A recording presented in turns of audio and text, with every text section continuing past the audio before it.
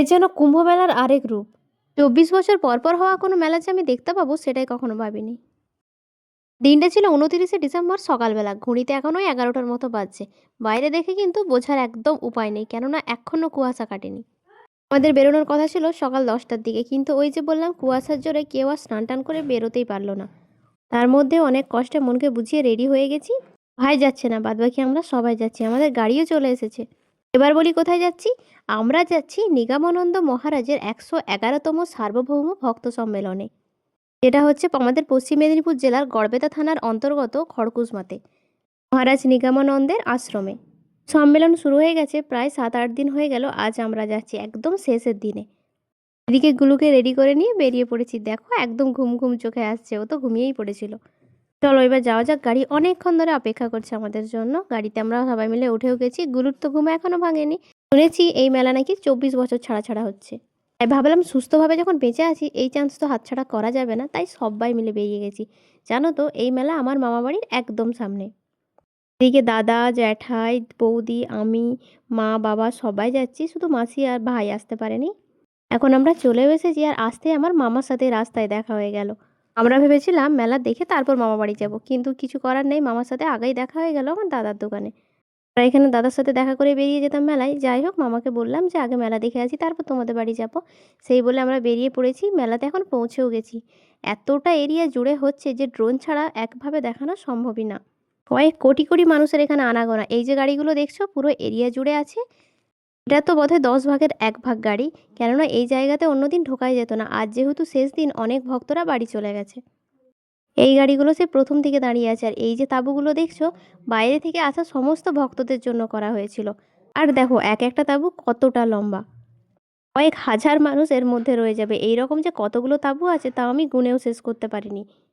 জায়গাটা ওই যে বললাম ড্রোন ছাড়া দেখানো সম্ভবই না। তবে তবে অনেক ব্লগার, ফটোগ্রাফাররা ড্রোন দিয়ে অলরেডি ভিডিও করে আপলোড করে দিয়েছে। তোমরা যদি একবার সার্চ করো আরও ভালো ভালো ভিডিও দেখতে পাবে। আমি তো আমার সাধ্যমতো তোমাদেরকে দেখানোর চেষ্টা করছি। কত বিঘে জমির ওপর যে এই মেলা বসেছে সেটা আমি আগে শুনলেও এখন ভুলে গেছি। এখন তো মেলার ভেতরে প্রবেশ করিইনি, তার আগেই বাইরেটাতে এইরকম ভিড়। মানুষ ভেতরকে অবধি পৌঁছাতে পারছে না। একবার পড়ে গেলে সে বোধহয় আর ফিরে আসতে পারবে না ভেতরটা থেকে। এর মধ্যে ভিডিও বানানোটা ভীষণই সমস্যার ব্যাপার। আমি তো হাত উঁচু করে করে মোটামুটি দেখানোর চেষ্টা করছি। এইগুলো শুধু রাস্তা। এই যে ২ ধারে তাঁবু, তাঁবুর ভেতরে হাজার হাজার মানুষ আছে। আর অবশ্য অনেকদিন আগে থেকেই আছে যারা এখানে রাত্রেবেলা থাকছে। বহু দূর দূর থেকে মানুষ এসেছে। মহারাজের সমস্ত ভক্তরাই এখানে এসেছে প্রায়। প্রচুর মানুষ এসেছে উড়িষ্যা থেকে। আমরা এখানে আসার পরই জানতে পারলাম কথা বলে।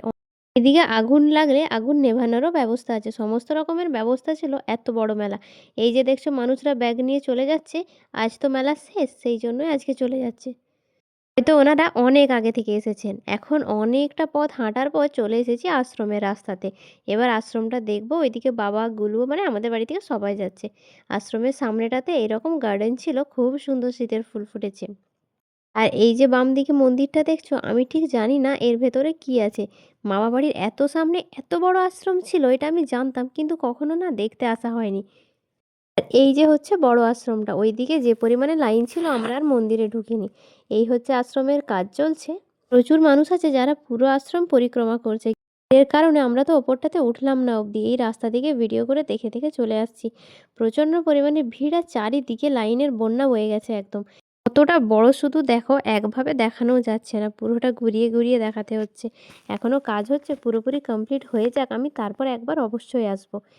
অনেক তো ঘুরলাম, এবার চলো খাওয়ার দিকটা দেখি, যেখানে কয়েক লাখ মানুষের লাইন। এই লাইনে দাঁড়িয়ে খাওয়া তো অসম্ভব ব্যাপার। তাই আমাদের ইচ্ছে থাকলেও উপায় নেই, বাইরে এলাম একটা মুড়ির দোকানে মুড়ি খাবো বলে। কেননা এখনও ভাতের ব্যবস্থা আমরা কোথাও করতে পারলাম না। এবার চলে এসেছি মেলাটাতে।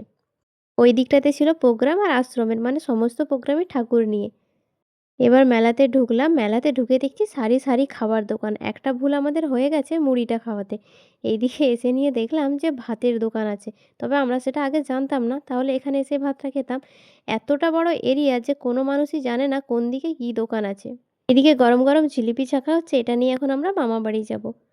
আরও যা যা মিষ্টি আছে সমস্ত মিষ্টি নেওয়া হবে। এই দিকটাতে শুধু দোকানদানিগুলো বসেছে। এইখানেও যে পরিমাণে ভিড় দেখলাম, সম্ভব না দোকানগুলোতে, মোটামুটি দোকানদারগুলোকে দেখা যাচ্ছে না। শুধুই মানুষের ভিড়। যদি দিনের বেলায় এত ভিড় হচ্ছে তাও আবার শেষ দিনে, তাহলে রাত্রেবেলা কি হয়েছে গত দিনগুলোয় বা আজ হবে সেটাই ভাবছি। এইদিকে সুন্দর ঠাকুরের সরঞ্জামের দোকান বসেছে। প্রচুর, প্রচুর দোকান। একটা আইটেমের কম করে ৫০ টার বেশি দোকান বসেছে। এইদিকে সুন্দর একটা ধূপের দোকান দেখতে পেয়ে আমরা বাড়ির জন্য ধূপ নিয়ে নিলাম। এই ধূপগুলো বোধহয় ৳১০০ করে ছিল। এইদিকে বিভিন্ন রকমের মেলায় যেরকম টাইপের দোকান বসে সমস্ত দোকানই ছিল। দাম মোটামুটি কম বেশির মধ্যেই ছিল। সব দোকানে তো দাম জিজ্ঞেস করা হয়নি। ১-২ করেছি। যে পরিমাণে ভিড় ছিল ভাইরে ভাই! এই যে অবস্থা দেখো। কিছু দোকানদারের মুখে শুনলাম যে গত যে দিনগুলোতে পেরিয়ে গেছে, সেই দিনগুলোতে আসলে নাকি আমি ভিডিওটাও করতে পারতাম না। এত মানুষের সমাগম ছিল। তবে ইচ্ছে আছে আজ যদি মামাবাড়িতে রাত্রেবেলা থেকে যাই তাহলে রাত্রে একবার আসবো দেখতে। এই হচ্ছে মহারাজের ছবি, যার জন্য এত আয়োজন, এত মানুষের সমাগম। তো মোটামুটি মেলা দেখা হয়ে গেছে। আর পারছি না। গুনতি কয়েকটা দোকান দেখলাম। এই মেলা দেখে শেষ করার মতো না। যারা দেখে গেছে একমাত্র তারাই জানবে, বা যারা ড্রোনের ভিডিও দেখেছো তারাই জানবে। এখন যাবো মামাবাড়ি। মামাবাড়িতে একটু দেখা করব। তারপর জানি না বাড়ি যাওয়া হবে কিনা। পরের ভ্লগে তো তোমরা সেটা দেখতেই পাবে। চলো তাহলে আসি। টাটা।